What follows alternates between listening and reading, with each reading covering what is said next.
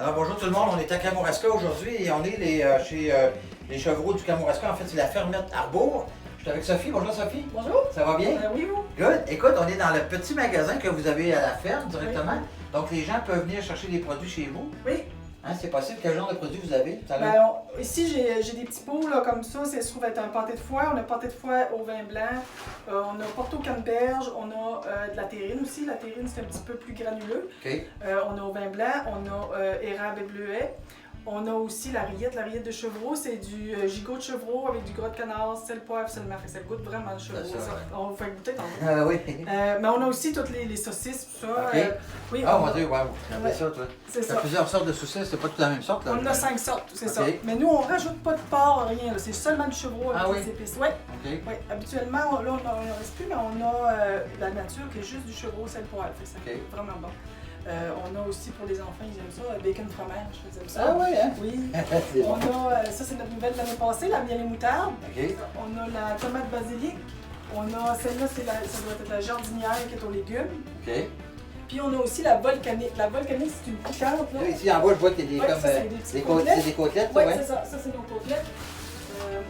Côtelettes de chevreau. Justement, dans ton dépliant que tu as fait faire, ça explique les qualités en fait, de la viande. Saviez-vous que le chevreau est moins calorique que la dinde? On s'entend-tu que moins calorique que ça, ça existe presque pas. Alors, on est devant ici un parc de chèvres des chèvres qui sont prêtes à partir pour aller faire la mise en marché éventuelle. Oui, c'est ça. Soit qu'on les vend pour la viande, quand ils ont atteint à peu près 110 livres, ou qu'on peut les vendre pour la reproduction. Non, c'est très peu connu au Québec à la chèvre-boucherie. Mais c'est un élevage qui est quand même facile. Il n'y a pas de quota, il n'y a pas de restrictions au niveau du nombre d'animaux, etc. C'est quand même un animal qui est pas dur à entretenir non plus. La différence entre le chevreau laitier et le chevreau laitier? Le chevreau laitier, il vient de la chèvre laitière, parce qu'il faut avoir du lait pour les bébés. Oui.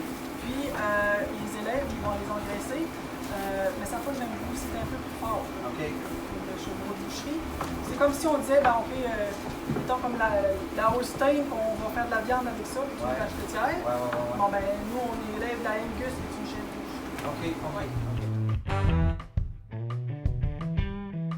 Qu'est-ce qui vous a amené à partir dans cet élevage-là? En fait, nous, au départ, on voulait pas de voisins. Okay. On voulait avoir des grandes terres juste pour ta part des gens, si on veut. Puis s'auto-suffire un peu. Okay. Fait qu'on disait, on va avoir des poules, des chèvres. Garder des vaches, c'était un petit peu gros. Fait qu'on disait, on pourrait essayer la chèvre de boucherie. Okay. Parce qu'en même temps, on pouvait avoir la viande. Puis on disait, au pire, même si ça donne pas beaucoup de lait, on pourrait les traire. Okay. Puis finalement, on est tombé en amour avec cette espèce-là. Puis on a commencé avec 3 chèvres et un bouc. Puis finalement, garde les petits, augmente le troupeau. On s'est ramassé avec 30 femelles de reproduction. Mais dans le temps, en 2009, on était à Québec, dans le bout de Pont-Rouge. Okay. Puis à un moment donné, mon chum, parce qu'on travaille tous les deux à l'extérieur, on ne vit pas de ça. Là. Puis mon chum, il dit, hey, là, ça n'a plus de bon sens. Il dit, on déménage, on diminue, là, on est trop grand, on n'est pas assez grand pour la grosseur du troupeau.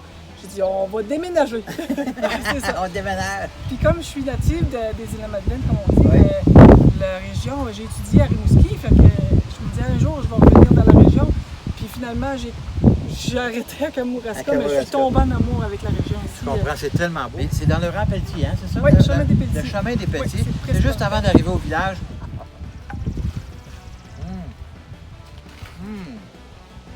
Excellent.